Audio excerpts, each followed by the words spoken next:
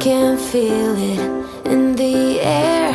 It's getting colder, but yet so warm. Before we know it, it's Christmas. Okay, hello. I think this is the first time I've talked to the vlog today. Happy Vlogmas Day 21. It is Sunday. I went 4 p.m. Well, you should sit here. Oh, okay. It is Sunday at 4 p.m. I had breakfast with my friend Ree, and that was really nice. I think that's what I want to talk about first, because we did a little gift exchange. Yeah, that's Ree 1. As I was walking home, I wanted to tell her about that, and I forgot. I was remembering that she would have thought that was really funny, because I was telling her about Ree 2. Yeah. But I forgot about your joke. Because it was like, I made a friend recently. Yeah. We're talking about making friends as adults. Like as adults, not in your 20s adults. Yes. Yeah. Not that you're not an adult if you're in your 20s. But I think we were also just talking about how men, or at least our men, do not make friends or like don't have a lot of friends. Well, They don't make friends easily. And that's why men usually die if their wives die first. Because they don't have friends, because they don't have a community. Whereas women tend to like have more female friendships. Yeah. You And guys so all have like slumber parties and pillow you start fights. making out. You wish. I mean, sometimes if that's what they're into, but No, I don't. well, I think I've made friends past 40. But you don't like cultivate friendships like I do. I do not. You don't like maintain them. No. That's because if somebody isn't in my line of sight, they stop existing. We did our gift exchange. Ree and I did. And so I got her one of the books that I read in 2025, which I think I mentioned during my reading wrap up that I got it for somebody. Ree doesn't watch my videos, so I wasn't worried that, but just in case, I didn't say it was for her, but it was The Safe Keep. So yeah, she was really seemed interested in like the feminist literature of it all, and yeah, just like the themes and the atmosphere. I was trying to sell her on the atmosphere, but anyway, I think I opened mine first, but she usually gets me a candle. I just think this is so cute. So she always gets a candle from this candle company, which is Evil Queen candles. So it is star-crossed. The hand behind. No, it's focusing. Okay. It's star-crossed lovers. It's not. Now it's focusing on your face. Oh. Yeah, hide behind. Yeah. So the scents are black currant, leaves, and fate. So it always does that, but you have to see. So give it a smell. It's got little glittery stars in it. It's so cute. It has stars upon theirs. Stars upon theirs. You can really smell the fate. Yeah, the fate is coming up as the top note. But yeah, so she got me this because, you know, I was Juliet and Romeo and Juliet, directed by Tyler, if you didn't know. Yeah, her husband, when he saw that she got me this candle, he was like, is there something you're not telling me? Which I think is funny. So anyway, she got me that, and then we just often exchanged books with each other. And then she got me this book, The Tenant of Wildfell Hall by Anne Bronte, which I knew that the Bronte sisters had another sister because I remember writing a paper or doing a presentation in like elementary school or middle school about Charlotte Bronte because I loved Jane Eyre. I was obsessed with Jane. It was not elementary school. It was definitely middle school because I did not read Jane Eyre in elementary school, but I read it in like 7th grade on my own. It was not assigned. I was very proud of myself for being drawn to like literature at such a young age. 7th grade, they're not assigning Jane Eyre. No. So Sophomore year, they're not assigning Jane Eyre. So I loved Charlotte Bronte. So I think I knew there was another sister, but I mean, like, she's just, I couldn't have named. And Peggy. Yeah, I couldn't have named anything that Anne Bronte had written. But Ree was telling me that Anne Bronte is her favorite of the Bronte sisters, and that this is like her favorite Bronte book. And I think it's the only book that Anne Bronte ever published before she died. But she was also saying that there's a play that she really wants to direct that's about Anne Bronte, and she said, Heather, if I ever get a theater to agree to let me direct this, I want you to play Anne Bronte. So there was multi-layered. She loves this book, and I think she wants me to do like character research. So I'm very excited. After a rigorous audition process, because Ree would never precast a show. Just talking about how she and I both read so much on Libby at this point, which if you don't know about Libby, it is an app that connects to your local library and you can borrow books, audiobooks, and ebooks just directly through the app. And as soon as it's due back to the library, it automatically gets sent back. So we're just like, it's super convenient, it doesn't take up space, it's free, and you don't have to remember to return it to the library. It just does it for you. But that being said, we love exchanging books with each other because at this point it feels like buying a book for yourself just feels, I don't know, it just feels like unnecessary. Because you're like, I don't know, unless you read a book somewhere else and you absolutely loved it, or you just know you're gonna love it, or maybe you collect books, I don't know. But she and I, the way we do it, we just don't buy books for ourselves, but getting them as a gift is different. The tactile luxury of like a physical book. I know that right now, I don't know, you don't know this, I'm not on TikTok, so I learn about TikTok trends from YouTube video essays. And I guess physical media is it's coming back. So the young people are it's partly like nostalgia. I think it's a little bit of fatigue with just like the digital age and AI and like not being able, we don't own anything. And so yeah, physical media is coming back on trend. People were saying there's a trend that's like an anti-scrolling bag, where it's like a physical or a boredom bag or something, where basically you carry around something with you that if you find yourself having to wait in a waiting room or like any occasion where you would normally just pick up your phone to pass the time, rather than you picking up your phone, there's like a book, or like people who do crochet, or kind of like a travel watercolor kit or something. But anyway, watching all this got me thinking, I would like to go to the library and pick out books. And we live right by a library. True. But for me, the hours are not conducive. Yeah, it's like finding the time to go. And then for me, I just know it would be the chore of returning it on time. Would be... You do have a book drop. But driving there, going from having something happen automatically to having to remember to drive, like that's... Yeah. So anyway, but... Do you have a partner? I do, but I also don't want to, that doesn't seem fair to give you, I already do that to you. I don't want to do that to you. You give me your ballot, and that's exactly where I dropped your ballot last time. That's maybe once a year, every couple of years. It's different. Well, then get a book and then return it on an election day. Today or tomorrow, I don't know, sometime this week, I want to look at these books that Aaron and Andrea got us. You just want to huff them. They're cookbooks. Which one? This one smelled particularly good, I think. Yeah. Is that Cornish game hens, or is that, maybe that's chicken breasts? I think that's, or chicken thighs maybe? Oh, maybe. Oh, that looks really good. Yeah, damn delicious meal prep, and then 5-ingredient healthy cookbook. Just because I'm so bored of the same things, and I want to get back into cooking next year. So, but anyway, yes? I'm the one that makes you those same things. Are you bored with my cooking? You can say yes. I'm not bored with your cooking. I'm bored with, how do I say this? Because I really am, I want to articulate this. I mean, is your anti-soup bias about to come out too? Let me get my thoughts in order.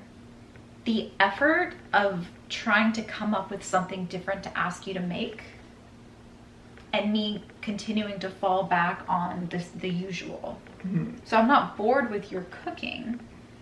I'm bored with my lack of inspiration in asking you to do something else. And I mean, the struggle for me too is like, I'm always thinking about the nutritional content of things and like, how am I gonna put this in my Fitness Pal? And so asking you to cook something new that I didn't have a lot of control in the process of making, like it's very loaded for me.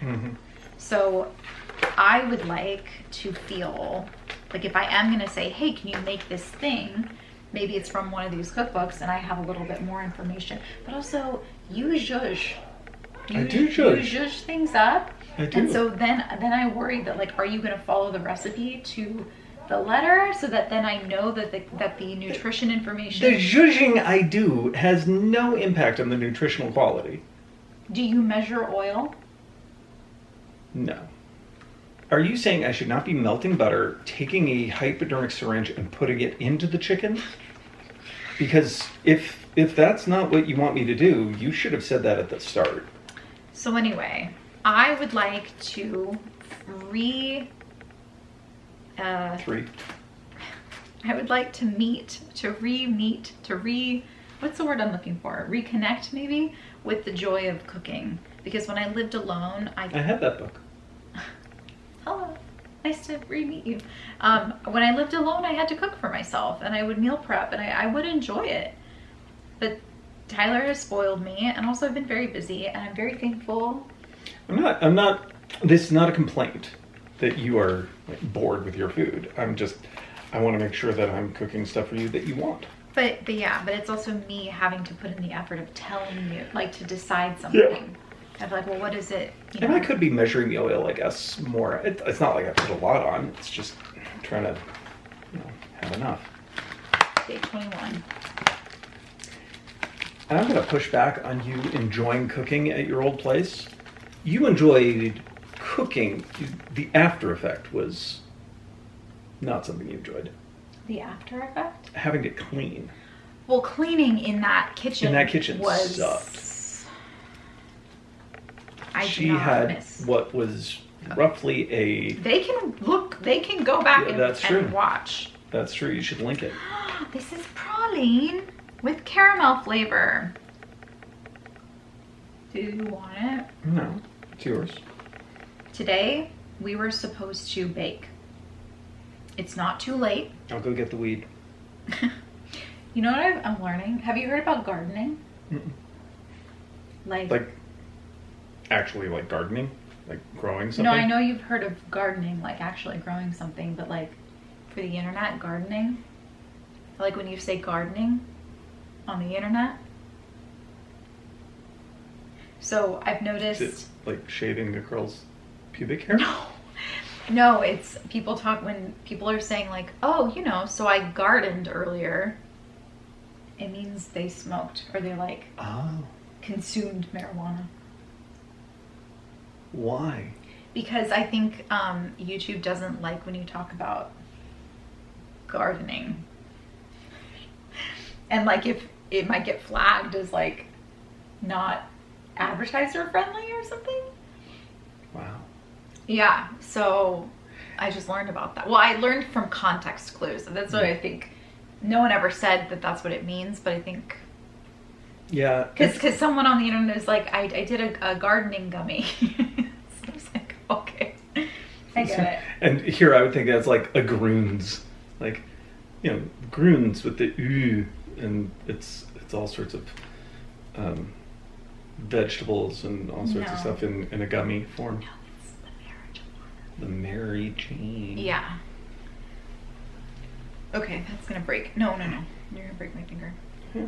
Look, do you see there's a gift under the tree? I did. I love a gift under the tree.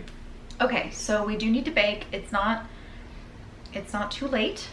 It's not too late. I also really, really, really want to finish editing my focus group transcript, which I do not foresee is actually being able to because it's so many pages and that's a lot of cognitive labor that I don't know if I can do. And I want to put the clean clothes away. So we have a lot left to do for today and I haven't worked out. And I don't think I'm gonna have time to actually go to the gym. So I'll probably just walk on my walking pad and make sure I go to the gym tomorrow morning or tomorrow afternoon. Do you want to continue our fight, our argument? I feel like we have too much to do today to recreate our argument for the vlog. All right. Tyler and I had an argument earlier today. Some people might call it an almost fight. I mean, it's semantics. How would you define a fight? Did you pull a knife on me? Yes. Oh my Then God. it's a fight. I do not. You're gonna cut all this anyway. Just like you threatened to cut me. Oh my God. Say you're kidding, just in case I'm I kidding. do leave I'm this kidding. in. Oh my God. Kidding. No, but like, what is? She never threatens me with violence unless she does. What is? Oh my God. Like when she gargoyles or goblins me. Oh, when no, gremlin. Oh, gremlin, yeah. And I'm a gremlin. She sits on my chest. Like, you ever have night terrors or night paralysis? And, you know, there's a gremlin sitting on your chest. She will do that to me on top of my chest. So comment down below, what is the difference between an argument and a fight? Like when would you... Escalate. Yeah, at what point, how much does it have to escalate to turn into a fight? Is it raised voices? Is it... And we don't... No. I don't... If I'm raising my voice with you, that's really rare. I must be like really mad or exasperated and not feeling, like really not feeling heard by you. Or when you're being like ridiculous. Never ridiculous. Like when you, here, I'll do an impression of something that would really exasperate me and piss me off. Okay. Well then, worst case scenario, overcorrection of the solution then, which is like extreme solution that would not actually in any way fix the problem. But there, like when you respond that way. Where I'm just I think it's perfectly reasonable to respond with over maximalist reaction, overcorrection. No, that's where I'm just like, I can't declarative statement. I can't even have a conversation with that because everything is going to be taken to the extreme. That irritates. Then it becomes a fight. Then I'm like, wow, you're being a child. I've never said that to you though, because I fight fair. I do. Yes. You're being a child. Have I ever said that to you? No.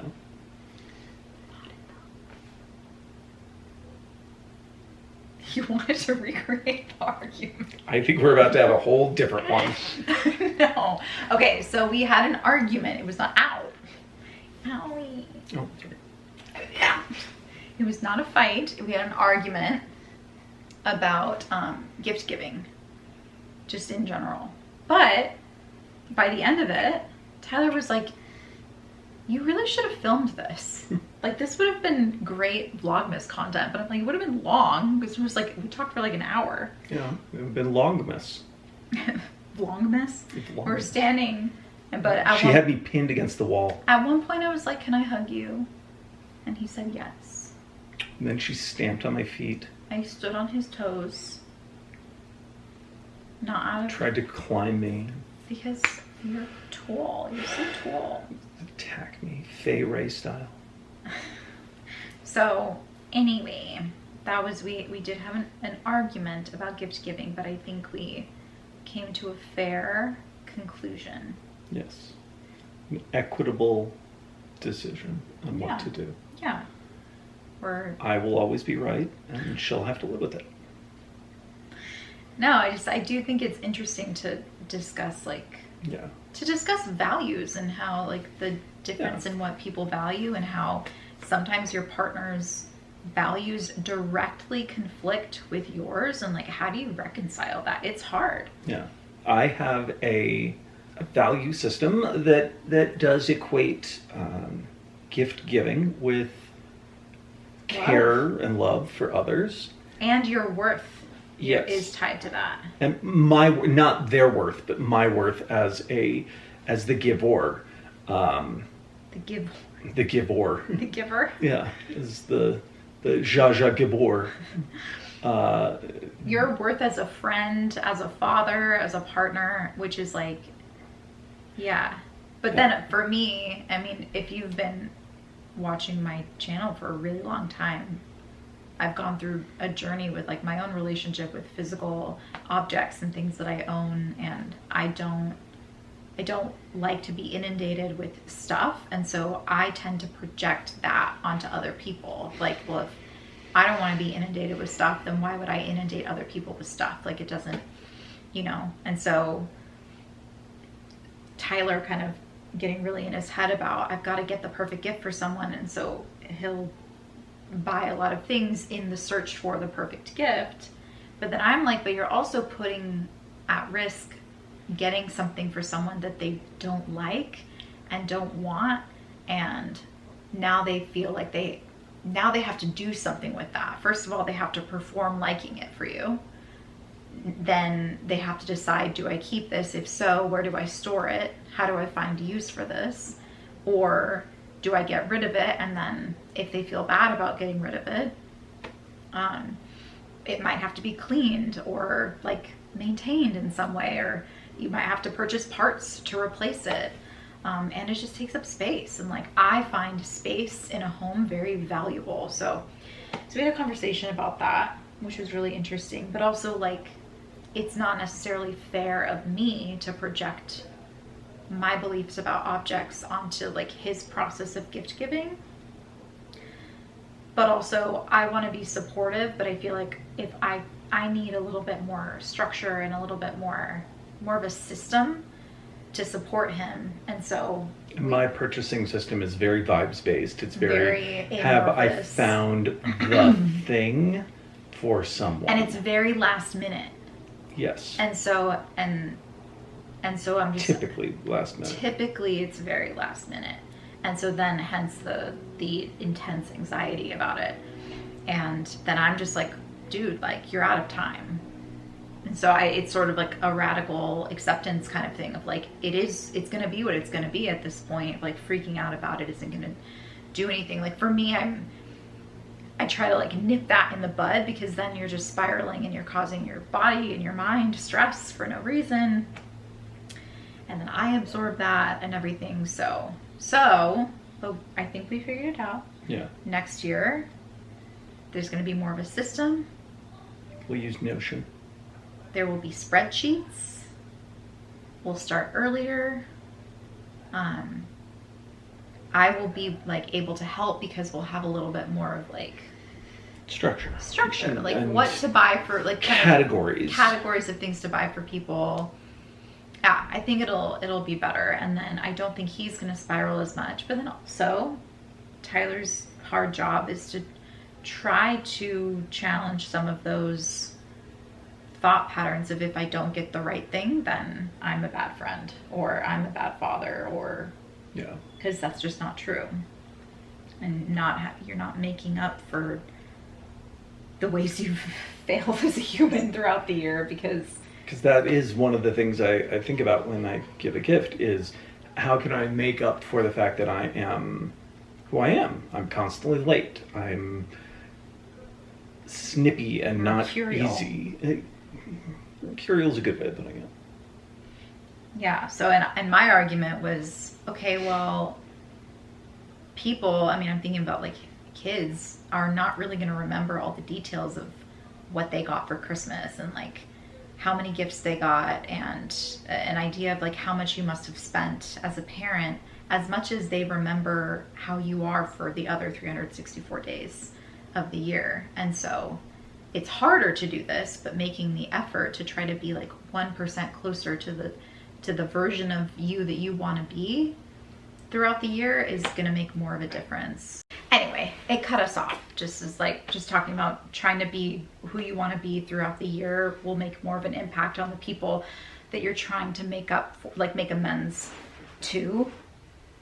I don't know if that makes any sense, but yes, it does. But well, I know it made sense to you, but I know, and I also need to disabuse myself of the notion that I can find the holy grail for every single person every year. Yeah. And that I'm not trying to take away your joy of gift giving, and that part of me projecting my values on it does take away some of that joy, and that's not fair.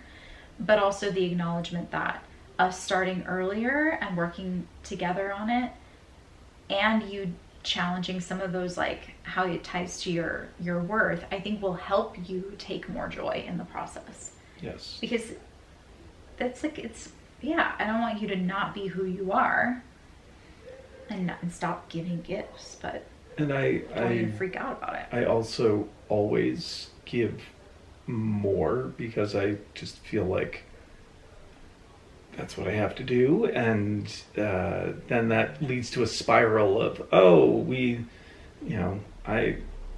don't want people to feel like I'm over giving to them and that they have to match my level of crazy, and that's not fair. And acknowledging that, like, you can never 100% know how your gift is affecting them, or like the amount of gifts you get is affecting them. There will always be a question mark. Just because somebody seems really happy doesn't mean that they actually like the gift. Hopefully they do, but there's a possibility that they don't.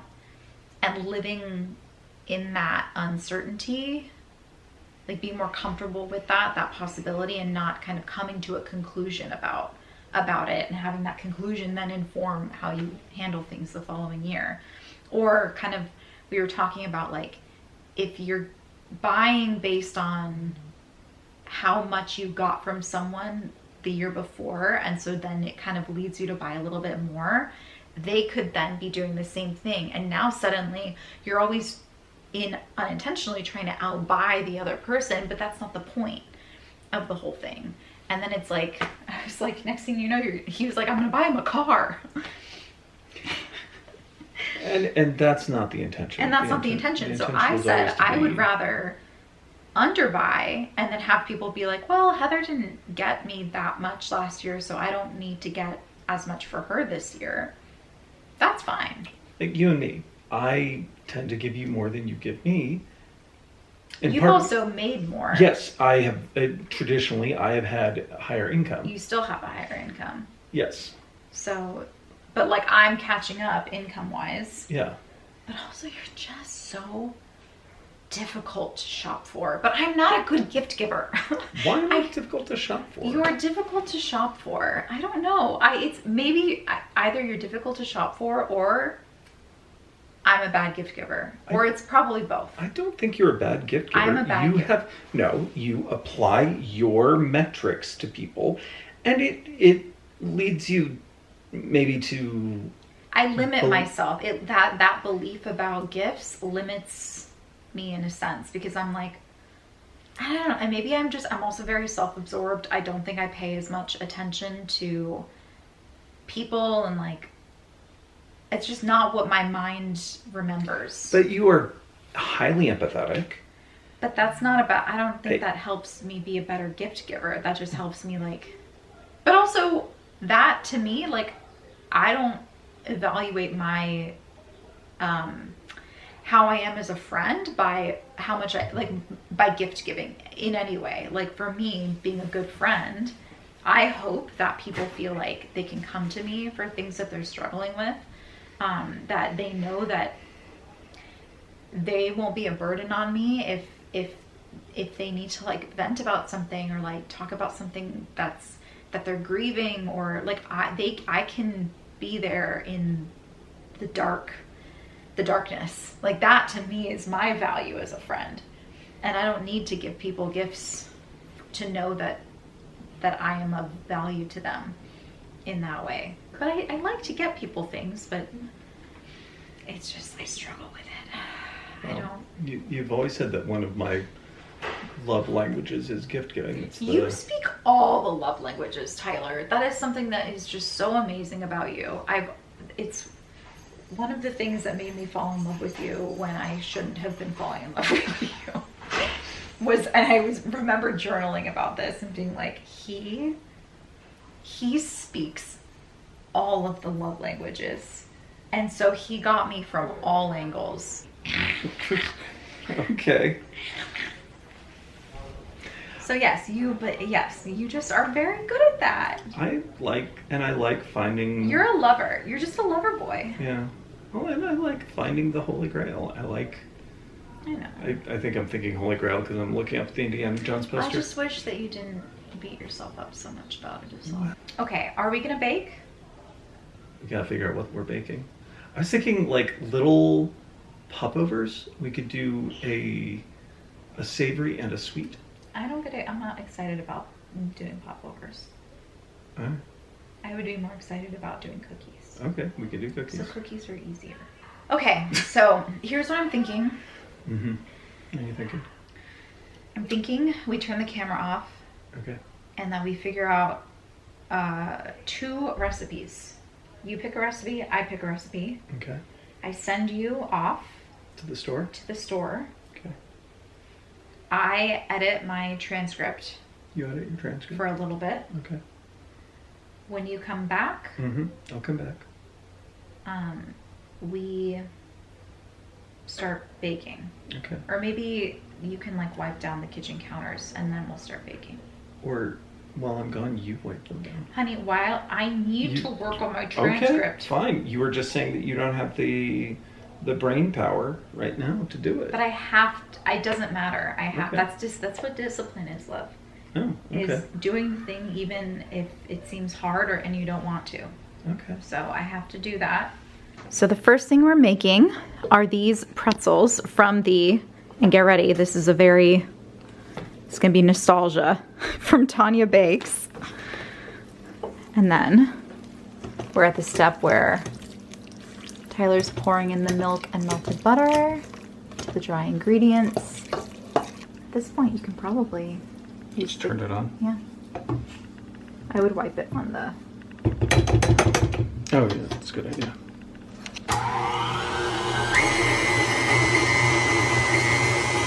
So that's why Honey, I don't know why you're scraping it off your hands. You're just going to use your hands to dig into it Listen, anyway. woman. It made sense in the moment. Just seems a little silly. Jeez. It's sticky. Yeah. Just let me know if you need more flour. I need more flour.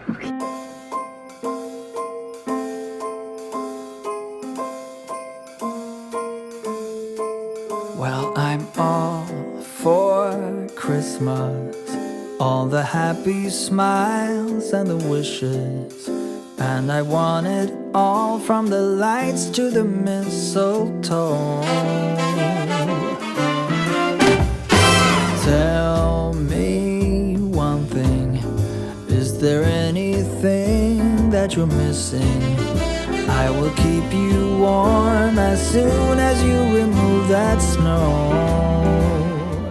Look at them. Heather is assaulting the cookies. Look at the marbling. The marbling. Holiday wonders will open your mind. May all your wishes tonight come true.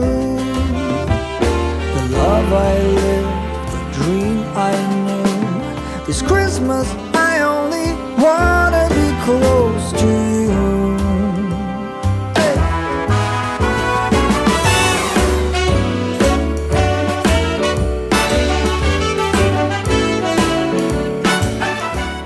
Right? Let me see. Yep, you got it. And then press it into the... That's the one I made. So it's kind of a triple one, but that's okay.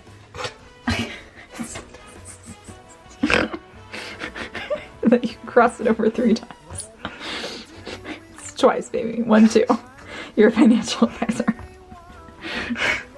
2 is different than 3. It's the difference between 2 million and 3 million. It's okay, baby. That's what you have me for. Okay. 1, 2, and fold. There you go. It doesn't look as good as yours. Honey, it looks great. Mine's already loosening up, so no, that's great, love.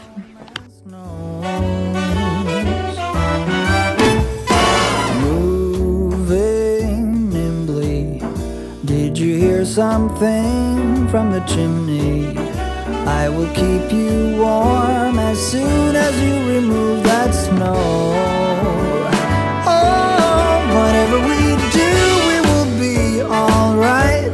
These holiday wonders will open your mind. May all your wishes tonight come true. The love I lived, the dream I knew. And here are the pretzels. These are the salted ones. Cinnamon sugar. And we just tried one of the cookies. How was it, baby? Very, very good. Salt and Nutella. Yeah, that's a win together. So we're gonna try this weird deformed one. So here we have, I think they're totally cooked now. Okay. Ah.